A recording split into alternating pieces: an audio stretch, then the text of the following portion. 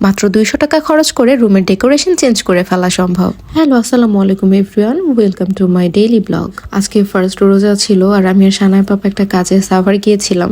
তো আমি যখন ওকে বাইক দাঁড় করিয়ে রেখে আমি একটু ভিতরে কিছু কিনতে গিয়েছিলাম, তখন সে দেখি যে এটা কিনে বসে আছে।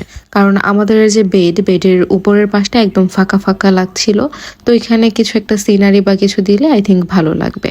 তো এই জন্যই সানার পাপা নিজে চুজ করে এটা কিনেছে। অ্যান্ড সব থেকে মজার ব্যাপার হচ্ছে, মানে এইগুলো অনলাইনে আমি দেখেছি যে 750 টাকা করে, হালকা একটু বড় এটার থেকে, বাট হচ্ছে এটা কিন্তু কিনেছি মাত্র 200 টাকা দিয়ে। মানে এটা আমার কাছে মানে অবিশ্বাসই ছিল, কারণ এই সিঙ্গেল স্লাইডগুলোও দেখতাম যে ওভারব্রিজে 100 টাকা করে সেল করে মিনিমাম, বা বিভিন্ন মেলায়।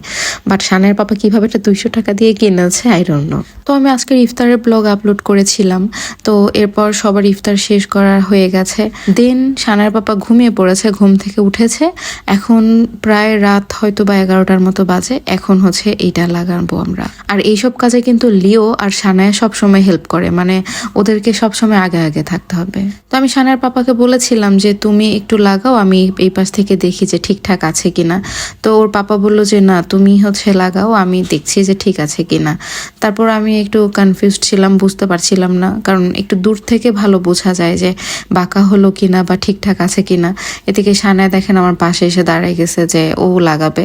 এখন আমাকে দিয়ে এটা হচ্ছিলই না, পরে সানার পাপা বাধ্য হয়ে এসেছে।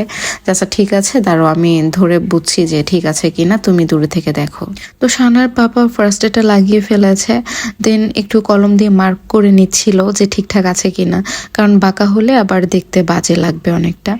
তো আমি আর তন্নি ডিউরেশন দিচ্ছিলাম যে স্পেসটা কেমন আছে। আর সানা তো এখানে বেশ লাফালাফি করছে, ওর কথা কি আর বলবো।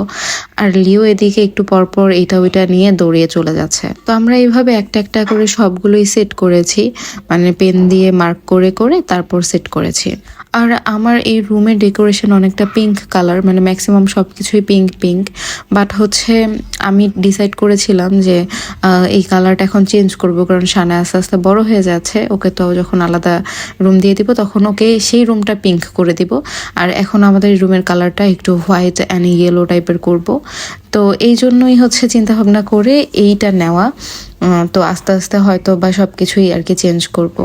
আর এটা লাগাতে লাগাতে হঠাৎ দেখলাম লিও কি যেন নিয়ে একটা দৌড় দিয়েছে। মানে আমি এই যে টেপগুলো খুলে খুলে যে ফেলে দিয়েছি, তো সেইগুলো লিও নিয়ে কতগুলো চলে গেছে, ওগুলাতেও খেলা করছে। আর এটার পেছনে হচ্ছে 2টা করে যে ডাবল সাইড টেপ আছে না, সেগুলো লাগানো।